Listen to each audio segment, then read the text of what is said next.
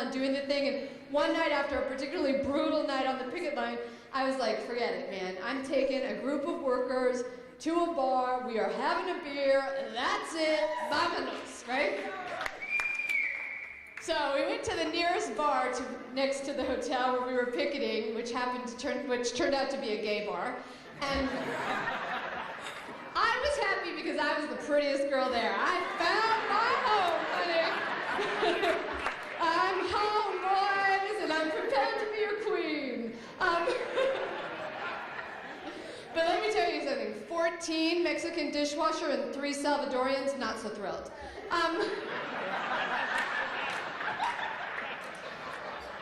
But we went there, and like any good organizer, right, I look around, I see like 400 well-dressed men in the audience who are all looking to get a little something, something, right?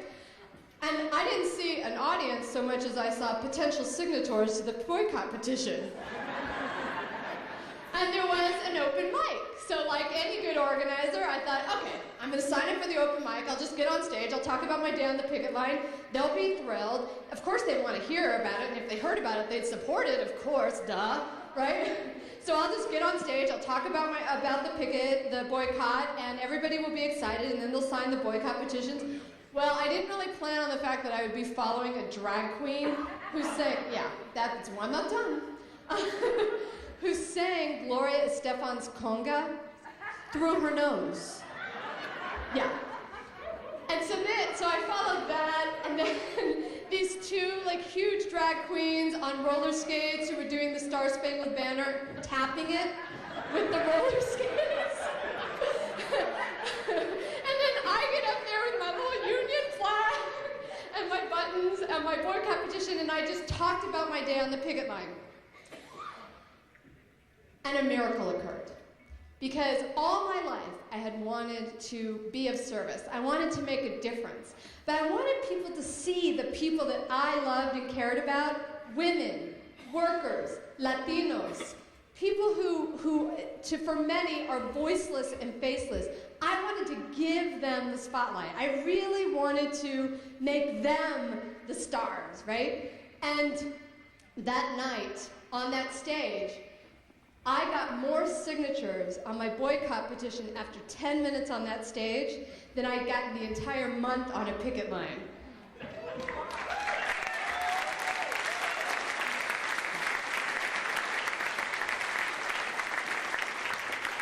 And I went, this is how I'm going to be of service. This is how I'm going to change the world. This is how I'm going to do my part. I went to work the next day, and I told my boss, who I worshipped and adored and would still to this day take a bullet for, an amazing woman, and I told her, okay, here's the deal. I'm quitting, but, I'm going to go be a stand-up comic.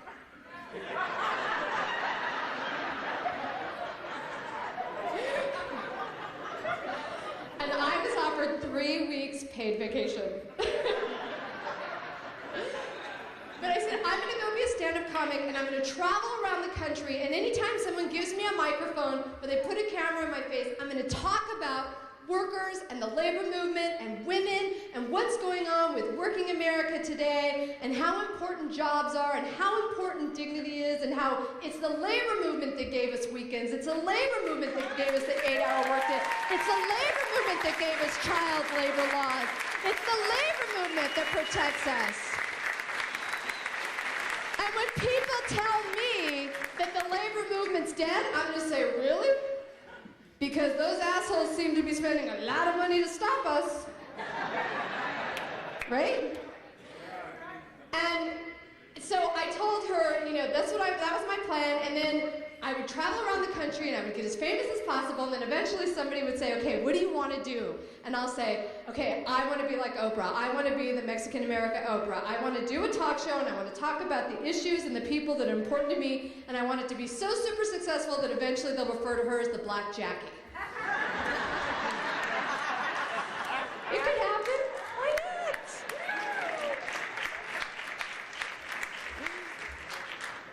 So I did. I left my job at the union, but I never left the union. And, it is not, I'm not even exaggerating when I tell people you know, you want to be successful? Be a union organizer, man. How did I break into movies? I had no acting experience. There's nothing about me that's like, movie star, you know? Believe me, when I weighed 300 pounds, Hollywood is not sitting around going, where can we get a big mouth 300-pound Mexican chick? Who always wants to talk about the goddamn labor movements. Nobody was looking for that, sister, right? But I was like, phew, I'm here. You know, when I heard that they were making the movie Selena, how many of you by applause saw the movie? Is this how you applaud? You? Okay. When I heard that they were making that movie, I had been a huge, huge fan of Selena and her music before she was murdered. And when I heard they were making the movie, I was like, I have to be in this movie. I have to be in this movie. And I had met the real-life woman that I played, Suzette, Selena's sister, a few years earlier. And so I called my agent, and I'm like, I don't care what you have to do. I don't care who you have to be, L-O-W. You have to... What? I-B-E-W? What? The International Brotherhood of Electrical Workers? What?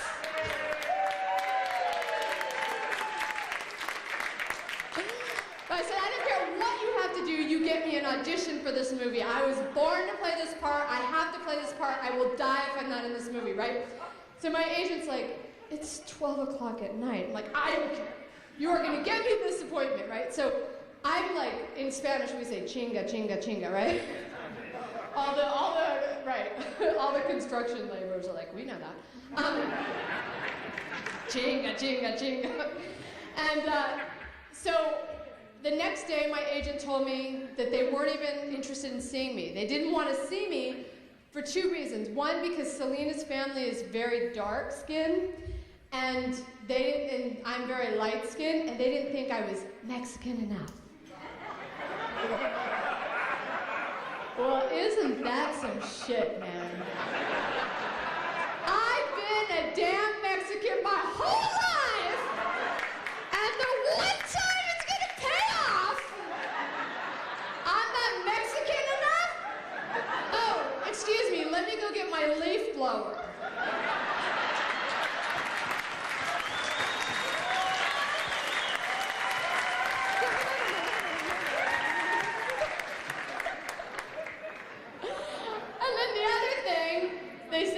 My background is in comedy, and the movie was a drama, and they didn't think that I could be dramatic. What?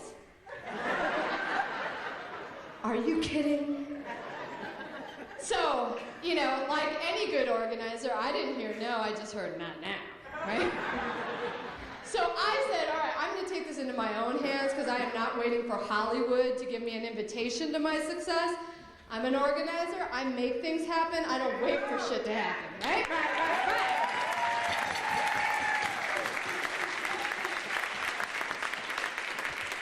Okay, so follow along. I found out that my friend's brother was dating a girl who lived next door to somebody who had the same gardener as the director. Guess what? The gardener was Mexican! So guess what I did? I pulled out the Mexican card. Bam! You got a leaf blower? I got a leaf blower. Let's go. So I went to the house, and I corralled these Mexicanos, and I said, listen, I need you to deliver this letter to the director. And I wrote this letter, and I said, listen, my name is Jackie Guerra. I was born to play this role. If you don't hire me, it will be the biggest mistake of your life. He delivers the letter, nothing. Kind of like this room, crickets. But I'm an organizer. You think I'm gonna let that shit stay like that? No, right? Okay, so I go back to where the gardeners are working. I find out that they submit their invoices by fax machine.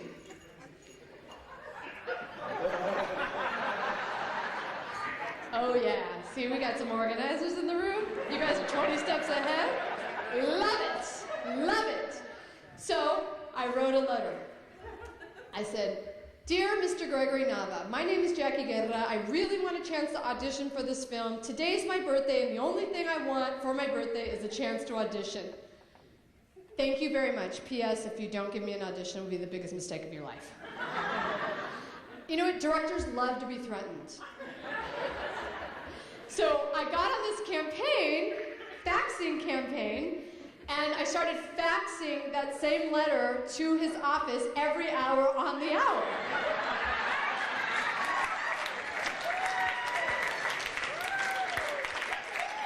A little GOTV trick I brought into my acting career.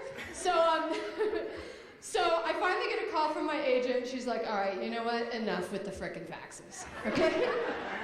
They're gonna see you." So they decided to give me an audition. Oh, by the way, was it my birthday? No. Right. That's right. Better to ask forgiveness than permission, right? It's not a lie, it's organizing.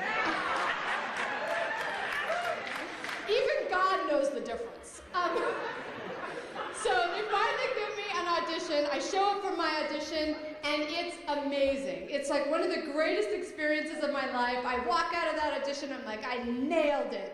And I'm definitely not that person. Like, I never walk out of auditions going, woohoo, got the part. I'm the person who, when they call me and say, "You got the part," I'm like, "Yeah, can you fax me the headshot of the person you think you hired?" Because I'm always so sure that I tanked it, right? But I walked out of that audition and I was like, "Oh, I nailed it, this is great." I walk out into a beautiful Southern California day, the birds are chirping, I'm walking across the Warner Brothers lot. Oh, and I looked really cute that day. And I'm walking across the lot and I'm like looking at all the people thinking, you have no idea that you're looking at the person who's gonna play Selena's sister in the movie Selena. It's so exciting. I was so sure I got the part. As I'm walking out the door, the casting director comes out and he goes, "Can you play the drums?" Can't everyone? Right? I'm an organizer, my friends. I will play the drums. Please believe me when I tell you that up until that moment in my life, the only drumstick I'd ever picked up was on Thanksgiving. It's not a lie. I'm organizing, right?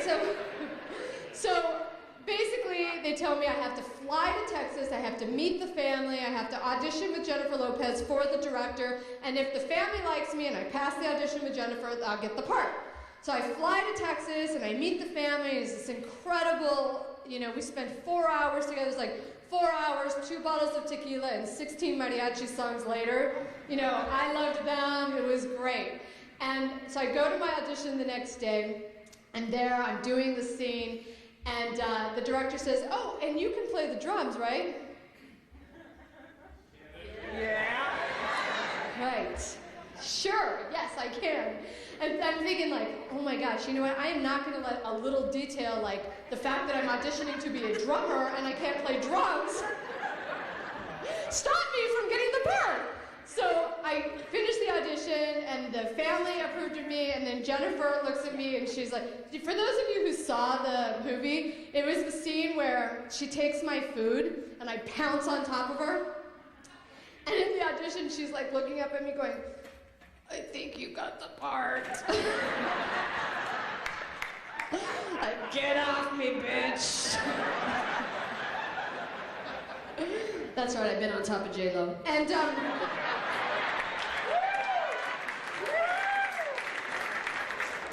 horizontal, gentlemen. The thing is that I, of course, could not play the drums. I had never held a drumstick. My husband swears I'm tone deaf, but what does he know? He's Puerto Rican. And, oh, suddenly you're like pro-Puerto Rican! But I'm like, you know what? I will get this part, and I did get the part, and what did I do? I did what any organizer would do when they told me I had the part. I immediately called the real-life sister that I would be playing, and it was like 2 in the morning. I called her, I'm like, Suzette, I am so sorry. Everything I said to you is 100% true. I'm really gonna do a great job in this role. There's just one small, very small, nobody will notice, but yeah, I just want to be honest about this little teeny detail that I don't play the drums. And she looked at, she's just like, girl, we knew that. You ain't that good of an actress.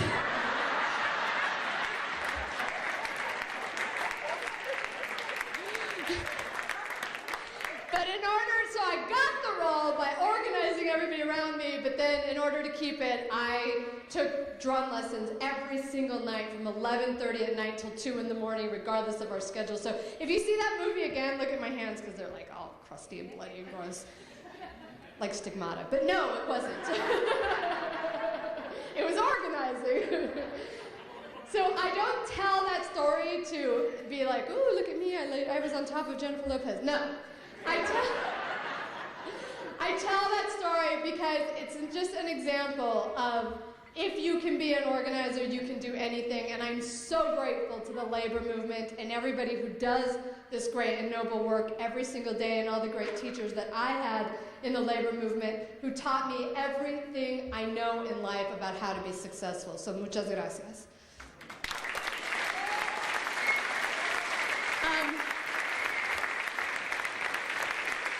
And it's kind of come full circle. I love you the most, Mr. Stand-Up. You're my favorite Mexican.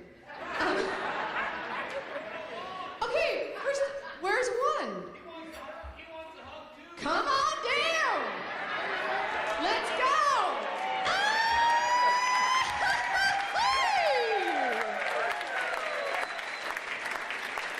Eso.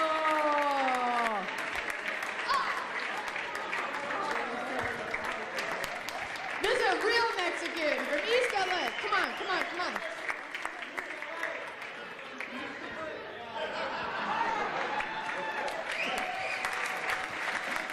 Thank you. Juan, everybody.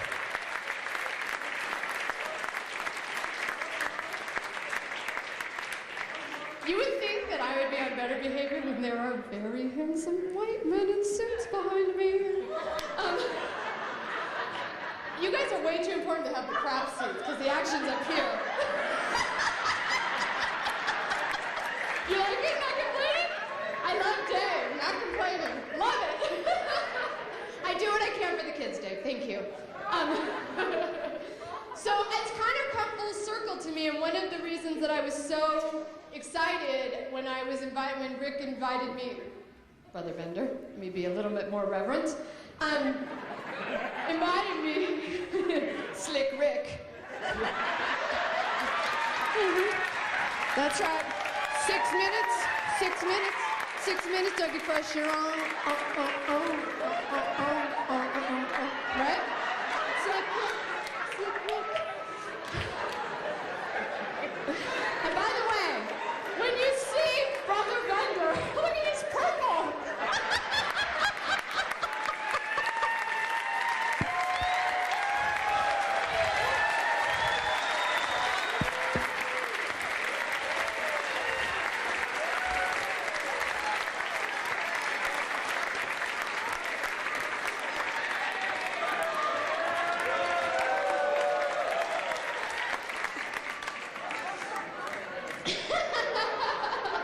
He thought he was going to be the undercover brother. Oh, no. But one of the reasons that I was so humbled and excited and proud and honored when I was invited to come up here and be with you guys in such an important conference is because it's all sort of come full circle to me, you know, for me, in that I had the chance the last year and a half to do what I set out to do in show business in the first place, which was to talk about these issues. In the last year and a half, I have hosted a radio show that started out on Air America called Workin' It. Thank you. And, thank you, Mama.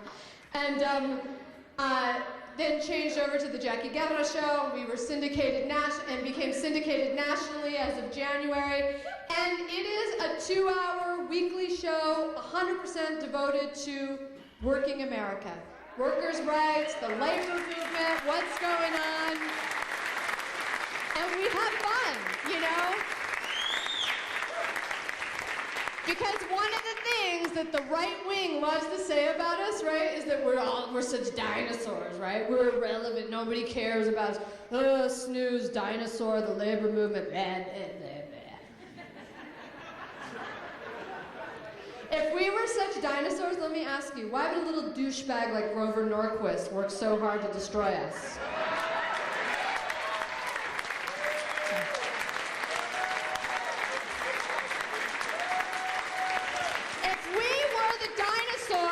They say we are, why would the ultimate in American gladiator liars, the ultimate piece of cagada,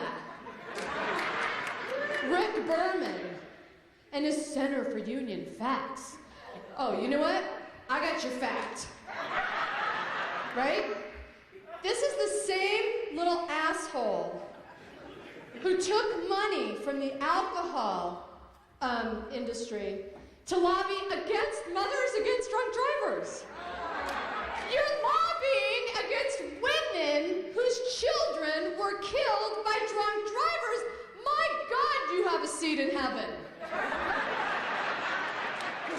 If that's not the Lord's work, I don't know what is, Rick Berman. This is the same little dock sucker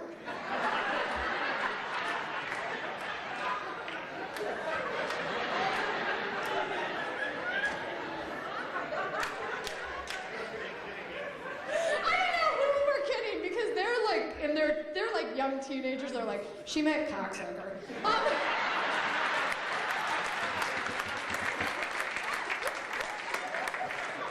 This is the same little port worker,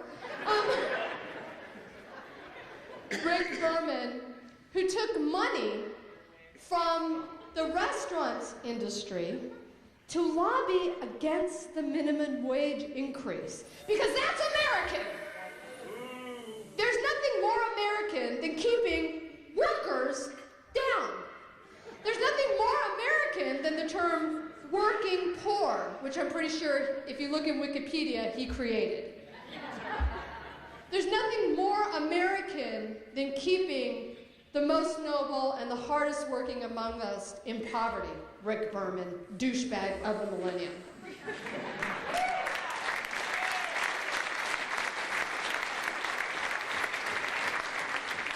And as somebody who's, you know, I did spend most of my life being morbidly obese, and I did lose one of my aunts to a way too early death because of obesity-related complications and type 2 diabetes. And this little asshole, Rick Berman, takes money from the fast food industry to convince us that fast food doesn't do you any harm. It's good for you. Chicken McNuggets, protein. French fries, fried in saturated fat, vegetable. What's wrong with you people? Get with the program. This is who is lobbying against us. These are the leaders of the anti-labor movement. They're liars, they're cocksuckers, they're douchebags. When I say Grover Norquist or Rick Berman, I want you to say, suck it! Grover Norquist! What? Grover Norquist? Hey, Rick Berman, we have a message for you. Rick Berman! That's right, suck it! So when they say that we're irrelevant, irrelevant, then why the hell do you work so hard to diminish us? Why the hell do you work so hard to raise money so that you can fight against us? Why? Why? When I was a kid and somebody would pick on me, you know what my dad would say to me? Granted, my dad, been in this country well over 30 years, hasn't quite mastered certain words in English. Good times. My dad, mija, don't worry, when people peek on you, peek is pick. When somebody peeks on you, it just means you got the ball. Not to be confused with you've got balls, which I do, by the way.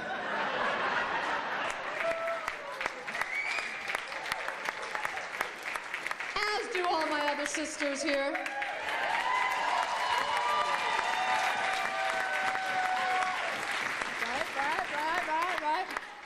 Mija, when people pick on you, it's because you got the ball. The only person anybody tried to knock down on the field, by the way, is field. Yeah. Not good with the fenial consonants, my father.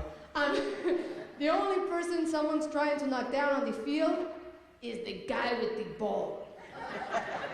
We got the ball.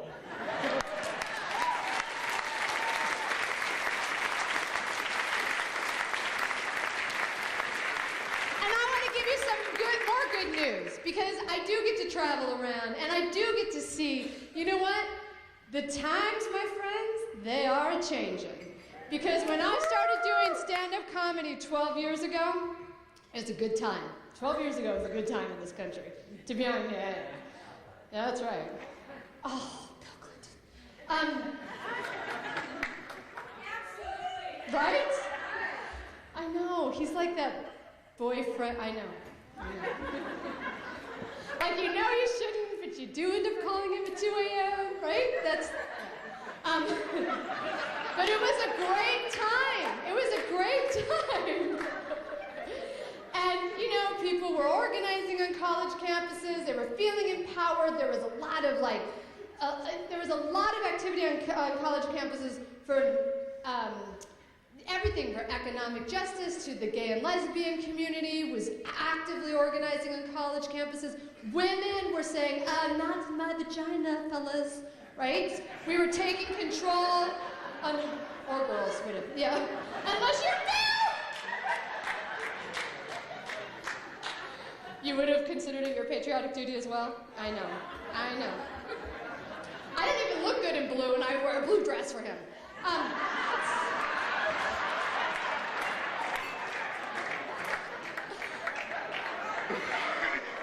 Okay, now I just potty mouth and it's your fault.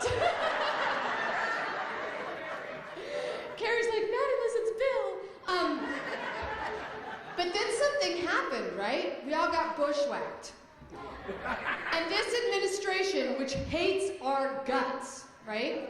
The first thing that this genius did was appoint Secretary Rod Page, right? Who called the teachers' unions a terrorist organization.